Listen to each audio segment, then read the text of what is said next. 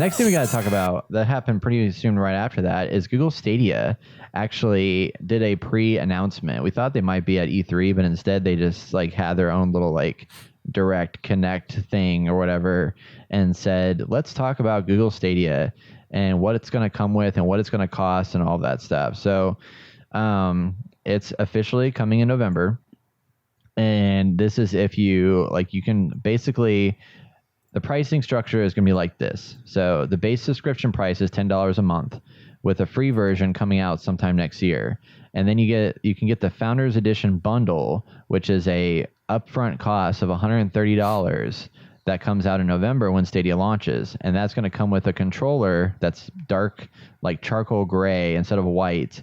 And then it's going to come with a Chromecast Ultra and then like 3 months free of the base subscription or whatever.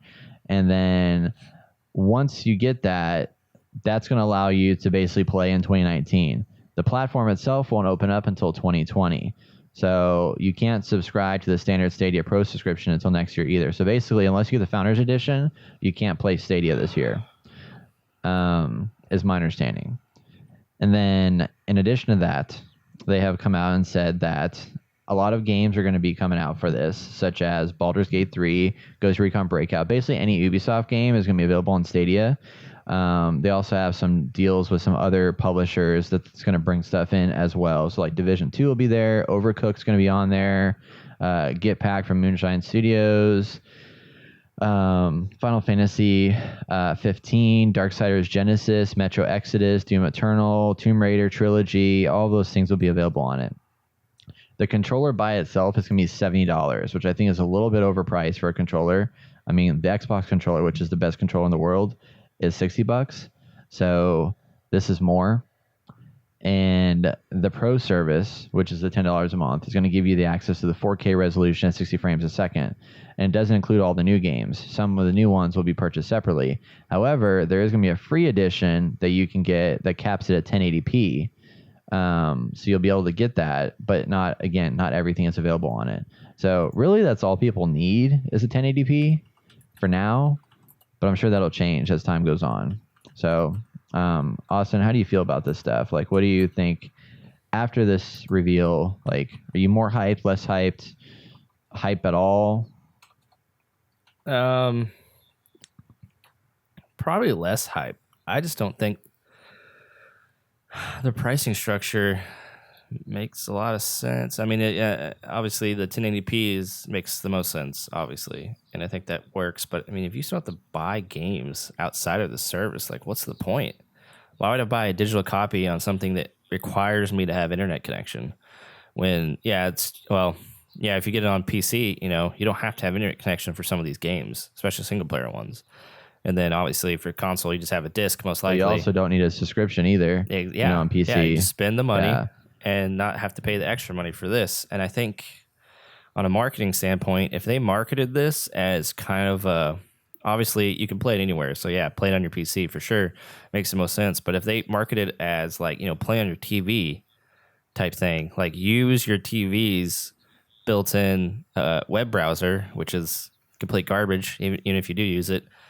That could change a lot of stuff. It's like, well, shit, I'll just have this connected to my TV, and it makes more sense. It's going to be bigger, bigger screen potentially, and I think they could garner more support if it was a console killer in a way. What do you think? Yeah, I mean, I think it definitely needs to. I feel like it's just so in a weird spot. It's kind of like whenever Google came out with the Chromebooks, they didn't really have an audience for who was going to buy that thing. Because it was like, yeah, if you use all the Google services, this is perfect for you. But basically, it's a glorified tablet that allowed you to have a keyboard that had an internet browser with like Google connected devices, right? Mm-hmm. That was cool, but there wasn't a market for that per se. I mean, it sold okay, but it's never reached critical mass in any capacity. And this, I feel like we're running the same problem here because the benefit of this is that you don't need to buy the hardware to go with it, which is fine. But the Founders Edition requires you to buy hardware. It's $130. It's not expensive, but then you're paying a subscription fee. So if you go out and buy Xbox, you buy Xbox One X for $399. You buy the subscription for Xbox Game Pass or Xbox, whatever, the games with gold. That is going to cost you, what is it, like $60-$70 a year. So you're looking at like around $4 or $5-$6 or whatever a month for that service to allow you to play online. Plus, you get 2 free games a month. That's pretty cool. That's not bad. I mean, you buy the hardware up front. That's taken care of.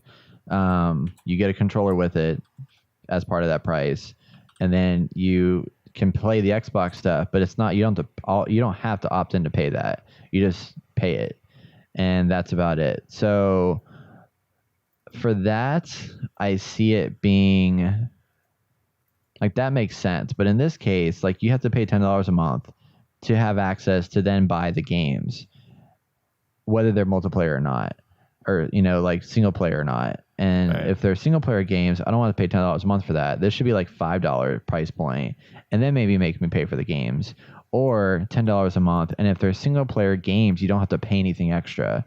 But if they're multiplayer, maybe you have to pay a little bit. I don't know, something like that, or just take out that price point entirely, and then you have to. If you want full access to a game, maybe you have to pay for it. But then otherwise, like for the single player experience, it's just part of the $10 subscription, something like that. I don't know. It's just there's a lot of complications here, and I think it's going to make it. It's not like just come and pay us money and then you get to play the game. Right. Like if you buy the Founders Edition, you should get more than just. What does it say? You get someone else can get in for 3 months or something like that, and yeah. I mean, what's the point of having you get a 3-month buddy pass? I mean, what's the point of having this extra piece of hardware if you won't even need it, come 2020? Yeah, and it's weird that, I mean, yeah, they're claiming like you can get these high quality graphics and stuff like that, but until we know for sure the internet's going to be good, to allow this streaming stuff to happen, I'd much rather pay the $400 for a console and then and be able to have access to every game library, game available. Because if you buy an Xbox or a PS4, except for the few exclusives that are on each system, you get access to everything. And in this, you're limited to 25% of the game library that exists in the world. Right. But you're still paying $10 a month for it. Right. Plus the cost of hardware if you opt to do that. Right. But regardless, there has to be hardware in some capacity. I mean, yeah, they'll have like the browser or whatever, but it sounds like if you want the ultimate experience for this, you need to buy at least a controller, which is $70. Right. And so, I mean, that's understandable. I understand the controller price point. I understand having to buy the controller to begin with for the way the system works. It's just having the other hardware just to play it now. It's like, why not just release it when it's ready? You know what I mean? Yeah. I just don't understand why they do that. I think here's what I'm predicting. All right. I think that we might see, and this might not happen, but I have a pretty good plan. Like these guys are Stadia. Google is going all in on this like new process or whatever, but not many people are talking about this. But I think Apple did a really good thing last week when they had their WWDC conference. So they're releasing Apple Arcade later on, which is going to be a $10 a month subscription service to give you access to play games that are on the iOS platform, like tvOS, iOS, all that stuff. $10 a month. They're bringing a lot of games to it, like more indie games, like stuff that you play on like your Switch or whatever. But then they threw a loop, and not many people are talking about this, but they added an ability to where Apple TV is going to get an update that allows it to run a Xbox or a PlayStation 4 controller out of the box. So now your Apple TV has just become a game console that can then stream games from Apple Arcade without buying any new hardware, assuming you have an Apple TV. Wow, that's awesome. That's really awesome. I mean, yeah. And I'd rather like pay for that because then I don't have to buy a special controller. I already got my Xbox One S controller that's Bluetooth, so it's going to plug right into the Apple TV. And if they have any games on there, I'd rather get those any games because I'm not going to stream, Assassin's Creed Odyssey necessarily, or Doom Eternal, or some of these multiplayer games like Destiny. I'm not going to stream that. I want to play that where it's like hardwired and it's running off my machine, at least for the next couple years. See, this should have been an app that you can just download to any of these things, any like Apple TV or even your PlayStation or whatever, right? Well, I guess it doesn't make sense for PlayStation or Xbox, but you know, it was an app that accessed this stuff. I think that makes more sense. I don't know. I think it will be. I just don't think they're there yet. Right. Because basically they said, like, if you want to play everything free to play, like, it's going to run through the browser. So you can play through the browser, and you'll just have to run it through Google Chrome, and that's the end of the day. But if you want the full 4K experience, you have to have a Chromecast Ultra. Basically, it's kind of what it's at right now. So, well, that sucks. So now you just went from, okay, you can play it anywhere, to now you have to have hardware for it. Right. Apple Arcade is just like, you just have to have an iOS device, and you can run it. You're good to go. Or Game Pass. Now you can run that basically anywhere. Especially if they bring it on the Switch. So, yeah, I'm cautiously optimistic about this. I like the ideas, but I think Google is doing what Google does, where they get so focused on the tech and not very focused on the consumer and like what the consumer actually wants and needs. And you've seen it with Google Glass, you've seen it with the Chromebook, you've seen it with Google Plus. Like, they've tried so hard to make successes happen with this stuff that they don't fully understand, and they've kind of fallen flat on their face. But they did a good job with Google Home. I mean, that's popular. So, I don't know. We'll see. We'll see where it goes. It's got a long way to go, but this should have been tech they sold to Xbox and PlayStation. This is probably not tech that they should have just implemented themselves. I mean, they're not in the gaming front already, and now they're trying to create a whole gaming service, and they're already behind the times. So that's that. Yeah, I mean, it's smart that they're using their servers and everything, but yeah, they could have opened it up, kind of like Amazon.